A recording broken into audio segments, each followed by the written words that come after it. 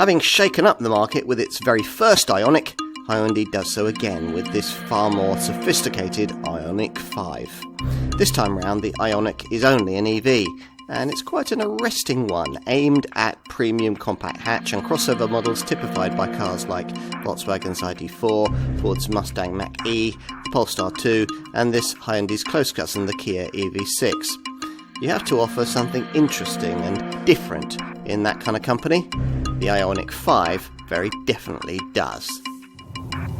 As usual in this class of EV, the Ioniq 5 spears away from rest, although not in quite so pointlessly frantic a manner as some of its rivals. We have a mid-range rear-driven model here with a 217 PS electric motor and a larger 73 kWh battery that's good for up to 298 miles of range. The same battery powers a top 305 PS all-wheel drive variant with electric motors both front and rear. That's good for 285 miles. Or you can choose a rear-driven variant with a smaller 58 kWh battery, which is restricted to 238 miles. Whichever version you choose, on the move, you'll find this car set up primarily for comfort, although it does clatter a bit over the nastier tarmac tears. Things smooth out on the highway though, where you'll find yourself more inclined to appreciate the ride and handling benefits that are supposedly inherent in this car's market-first adoption of integrated drive axle technology, which combines drive shafts and wheel bearings, supposedly to the benefit of ride comfort and handling stability. Another first, for this segment anyway, is the adoption of the 800-volt charging infrastructure made possible by this car's sophisticated eGMP electrified platform. This will allow this car to use the new generation of super rapid battery stations, which can charge at up to 350 kilowatts.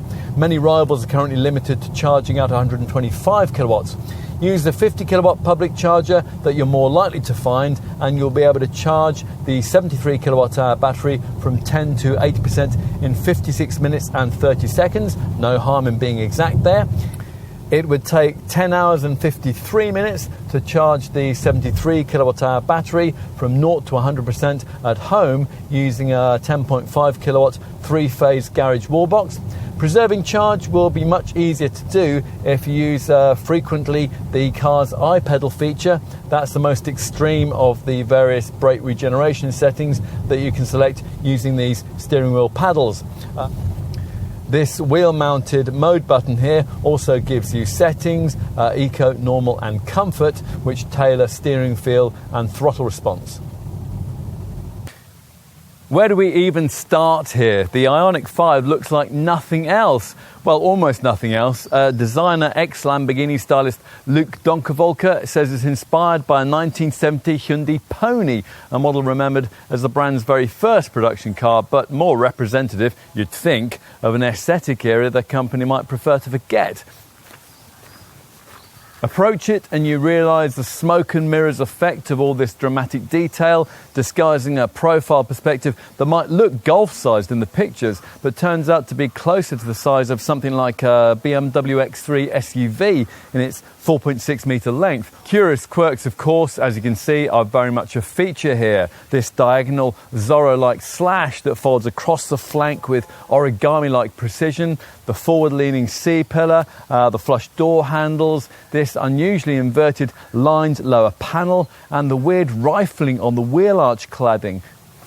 At the front, the theatre continues. This angry clamshell bonnet, Hyundai's first, with its oversized badge and flat profile, is set above these fabulous graph paper style 8-bit LED matrix headlights, detailed with 256 cubic pixels.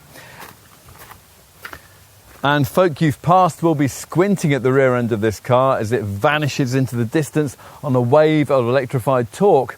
This neat roof spoiler here is actually a wing with slots which enable air to flow through it. And the spherical rear lamp signature illuminates through these narrow pixel-like LED clusters.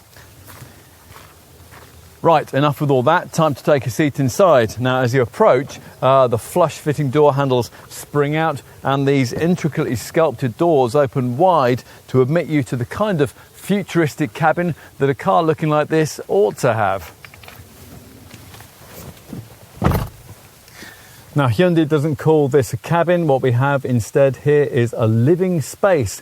However you brand it, this is quite different from anything that you'll have ever tried elsewhere. It's light, airy, spacious, and rather like the exterior, it's rather self-consciously avant-garde. There are, though, a few elements of design which might feel dimly familiar. This walk-through footwell here is a throwback to old Minis and Beetles. There's the same kind of weirdly shaped two-spoke wheel as you'll find on the Honda E. And what you'll notice first and foremost is a similar kind of widescreen twin monitor dash layout as is used by larger Mercedes models, with a couple of joined together 12.3-inch displays here. The driver's supervision instrument cluster, that's in front of me here, that complements this central touchscreen, satellite navigation and media center. You sit quite high and SUV-like, and unusual design flourishes are almost everywhere you look. There are no door handles, for example. You just pull instead on this backlit rail. Gear selection is taken care of by this chunky and rather phallic-looking lower right-hand wheel stalk.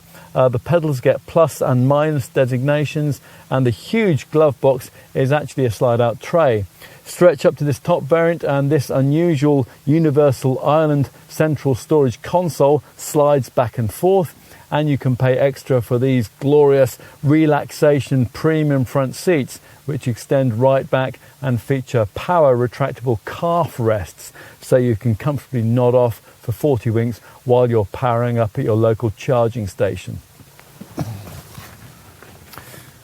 Okay, let's take a look in the rear, the door for which opens so wide that you might struggle to put it right back in a really confined space.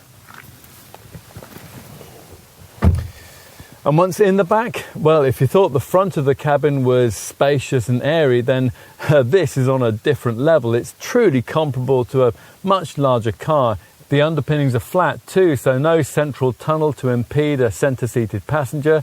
There really is room to stretch right out here. Even before you start sliding the bench, it moves over a range of 135 millimetres, or exploring the way that you can recline the backrest right the way rearwards. Even with a 6-footer up front, it'll still feel limo-like. Here, though, is something that isn't conventional. There's this little lower 250-volt, 16-amp, 3-pin V2L, or vehicle-to-load port. It's only usable when the ignition's on. And it's great not only for a laptop or a phone, but also something even bigger that you might be carrying, like, say, an electric scooter or a drone.